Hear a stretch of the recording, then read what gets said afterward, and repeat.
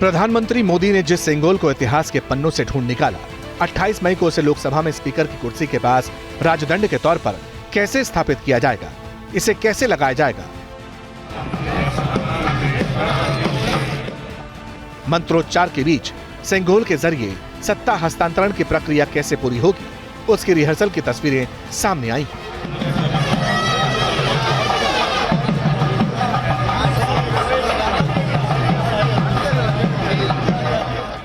मगर दूसरी तरफ उसी राजदंड पर जमकर सियासत हो रही है। अब तक कांग्रेस की तरफ से इसे लेकर कोई रिएक्शन सामने नहीं आया था।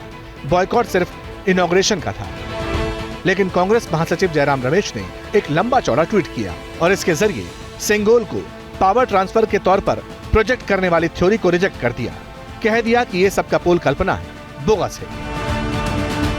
हालांकि इसके फौरन बाद एक ट्वीट केंद्रीय गृह मंत्री अमित शाह की तरफ से भी आया। अमित शाह ने सेंगोल के नाम पर कांग्रेस से पूछ लिया कि भारतीय परंपरा से कांग्रेस को इतनी नफरत क्यों है। अमित शाह के ट्वीट का जो सार था, उसे केंद्रीय मंत्री स्मृति ईरानी और बीजेपी सांसद राकेश सिन्हा ने शब्दों में गढ़ दिया।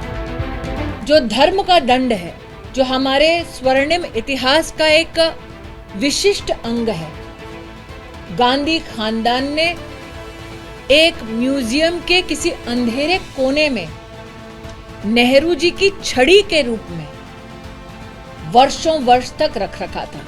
इस प्रकार से वॉकिंग स्टिक बताना क्या ये नहीं दर्शाता कि गांधी खानदान वाकई में हमारे देश के इतिहास, हमारे देश के लोकतंत्र के बारे में क्या सोचता है।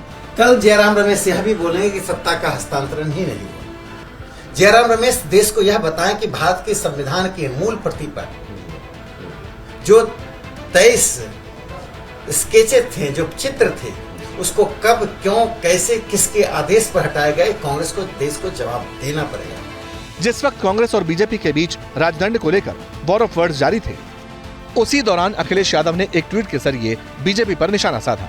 अखिलेश ने लिखा कि सेंगोल सत्ता के हस्तांतरण का प्रतीक है। लगता है बीजेपी ने मान लिया है कि अब सत्ता सौंपने का समय आ चुका है। हालांकि अखिलेश के ट्वीट पर केशव प्रसाद मौर्य ने फौरन जवाब दिया। श्री अखिलेश यादव जी अगर उनके सलाहकार अच्छे होते तो वह ट्वीट नहीं करते। उनकी पार्टी के पास दूसरे राज्यों में कोई सांसद, विधायक, मंत्री है नहीं है, तो ये श्री अखिलेश यादव जी का अल्प ज्ञान है। लेकिन बात इतने भर पर खत्म नहीं होती, क्योंकि सेंगोल यानी राजदंड को विरोधी दल अपने अपने हिसाब से देख रहे हैं। किसी को इसमें धर्म विशेष का प्रतीक नजर आता है, तो कोई इसे गदा बता रहा है, तो कोई ये कहता है कि जब राजा रजवाड़ों के दिन खत्म हो गए तो फिर लोकतंत्र में राजदंड की क्या जरूरत। आप गदा को इस्तेमाल कर रहे हैं एग्जीक्यूटिव के लेजिस्लेचर के ऊपर।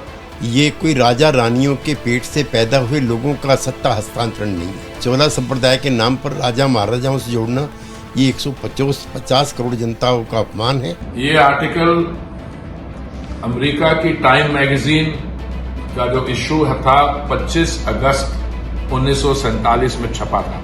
जो इस विषय पे विरोध कर रहे हैं वो इस आर्टिकल को पढ़ें और थोड़ी जानकारी लें कि सेंगोल की क्या सिंबोलिज्म है।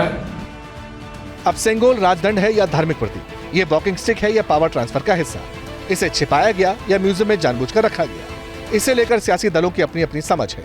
लेकिन तथ्य तो यही है कि 28 मई को लोकसभा स्पीकर की कुर्सी के पास राजदंड को स्थापित किया जाना है और ये पावर के ट्रांसफर के प्रतीक के तौर पर ही वहां रहेगा।